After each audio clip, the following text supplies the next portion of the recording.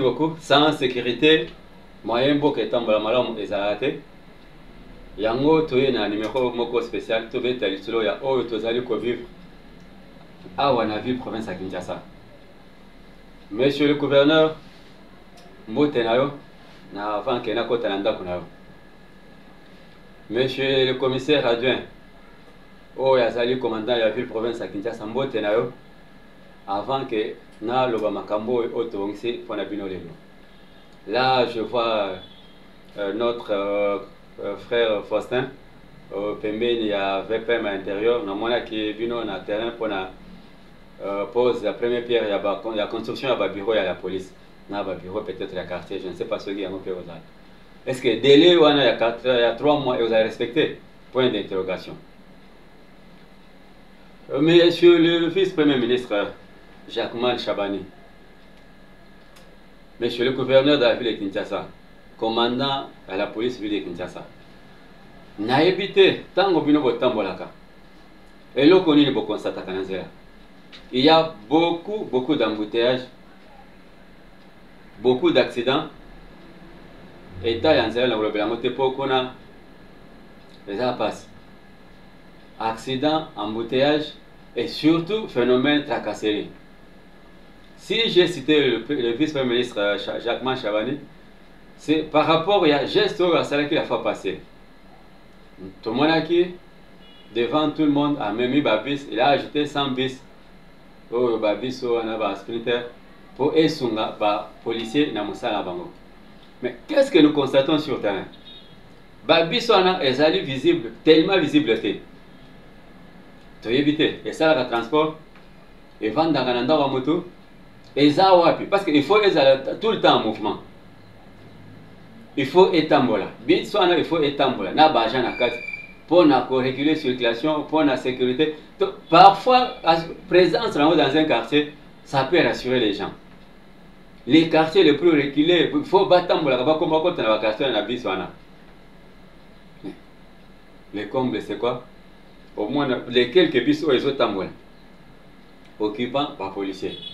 Ils se sont organisés dans une bande moboé, dans baraketeur. Ceux qui vont commis dans un carrefour, bah télémi. Vino bokanisi ba yeko sala musala peut-être la régulation et la circulation, mais non. Ba yeko kangaba moto, ba yeko kangaba mituka. Vous voyez des scènes qui se passent. Les gens vous envoient des images. Parfois vous n'en tenez pas compte. Merci l'inspection générale de la police, Ndengo Tidi va inspecter sur le terrain. Mais moi j'aimerais que cette mission reste éthique et à la pérenne. Pour qui besoin de 15 jours. 15 jours les amours. Parce que 15 jours, pendant 15 jours.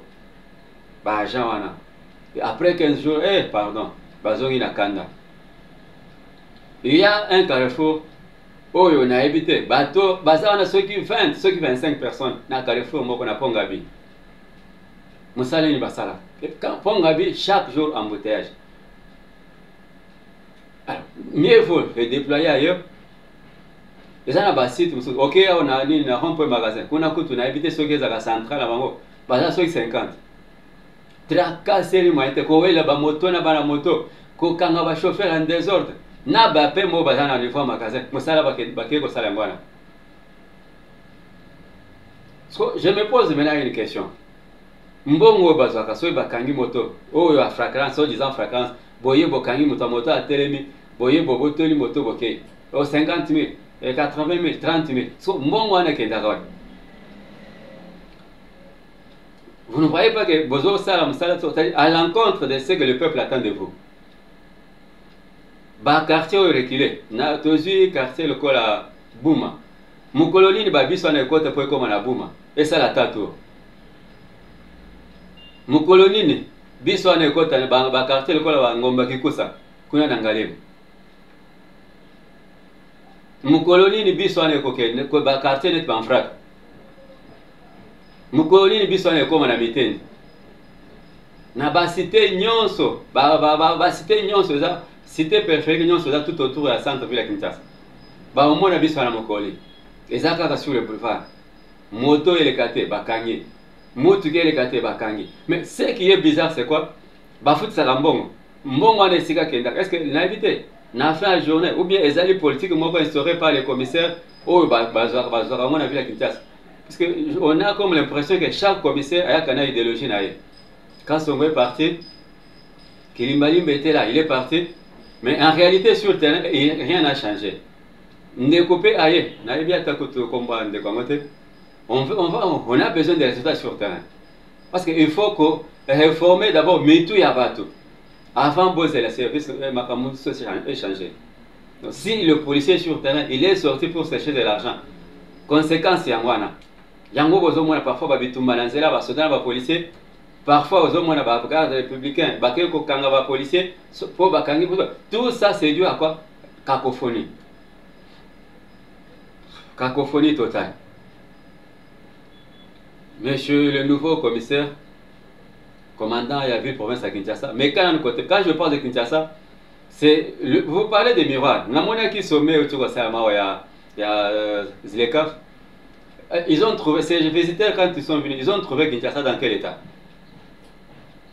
Beaucoup c'est là que nous, les zones où les coloniaux sont moyens, tout ça, la salon des athées. Et quand même, vous voyez qu'on peut t'assoler. Papa, il y a besoin de côté la bino. Balabala, beaucoup baraté. Saut des moutons, et c'est Koufan à mon aboboulou. Zela aéroport, les akamokwana. Talamo et tonda ma boule belé. Na ba policier, na évité bokendo le côté batum swapi. Au moins la police a bimi nanda qu'on a très sale. Voyez que tiens na boulevard Lumumba asalam sale. Soki a combien na atie basodo donaye asa langue musala les akoko. Ozo moi la moto a terminé à Carrefour 500 à côté oi. 500 000 francs à côté oi. Non, na moment moi qu'on a ici comme on va côté 4 5 mitu. Bang oi atie mutu allez baké poup bakangami. Embouteillage. Wana sko ya terminé à katikati. Ba o pe ba mesana ko ndeza aéroport soki ba combien na quartier au lieu ba fongola tanzela te ba on va préférer ba zo bande msos. Allez. Boyebi conséquence à Makamwana. Kabeye est parti.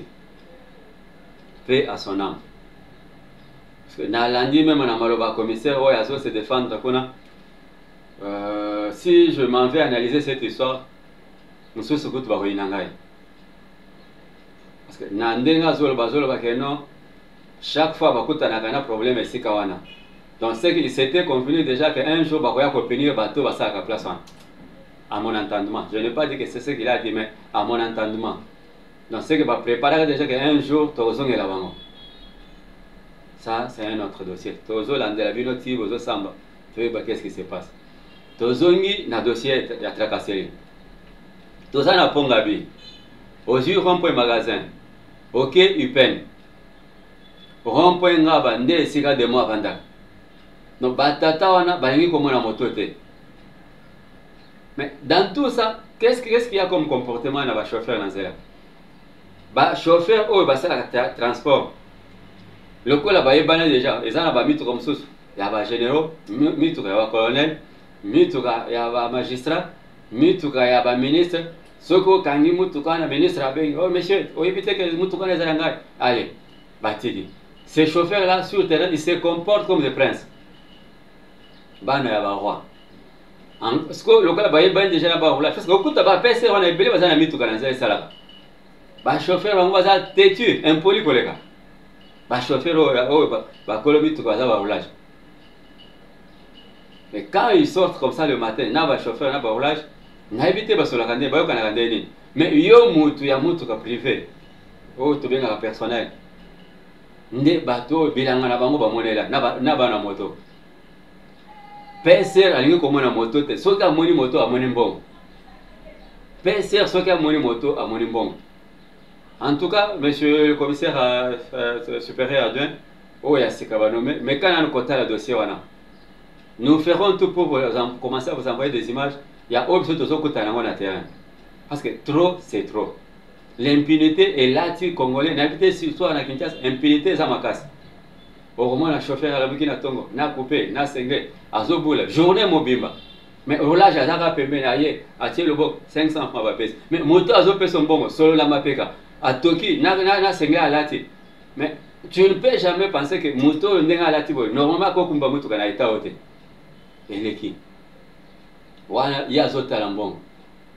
À Zota, on a fait une journée, on a fait quelque part dans Maléo. Avant de compter bon et puis ma poche. Bazar ma poche partout autres mobima. N'a évité. commissaire au bazo tena ville à Kinshasa. Qui peut prendre la relève ya Kanyama? Kanyama n'était pas indien. Alors que policier peut aller à la bino. Nani a quoi que soit peu courage à ça la paix combo ndenge Kanyama sala combo.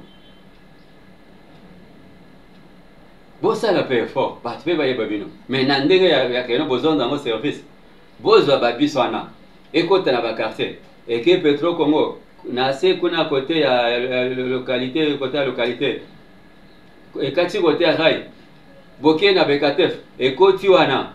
Et que ti table ronde ou bien et que côté à Mapela Boké na nini na Njoko et koti wana et que na cité de l'espoir et que kuna na Buma au commune na Passa donc Passa nyonso 1 2 3 ti kuna likolo boke na pe kuna banzela nyonso zoke banzeli côté ngomba ya mangenge mitu kana kota peti kuna likolo bana bakoyeba ndeni que la police existe. Ceux qui besoin ça la table ronde dans la ville de Kinshasa, les gens se sentiront en sécurité. Je félicite les éléments qui moïbi à niveau ya ba criminel ba wota bambongo na niveau ya bongolo. C'est comme ça parfois botamboli bozotambo au fur et à mesure bozotambo beaucoup peut kokutana batwana. Les alliés dossier moko to meka kolandela ngo oyo bazana kwa lo bo meka ko ben nango matoi.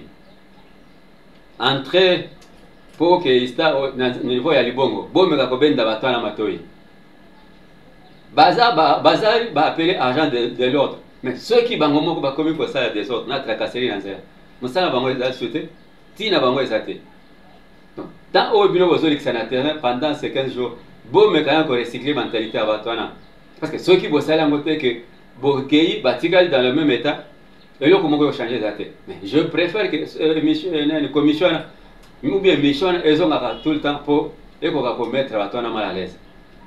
Les gens qui moi numéro bouquet to bongisaki to zali ba santé pour toi à côté à bino seulement nous vous informons de ce qui se passe.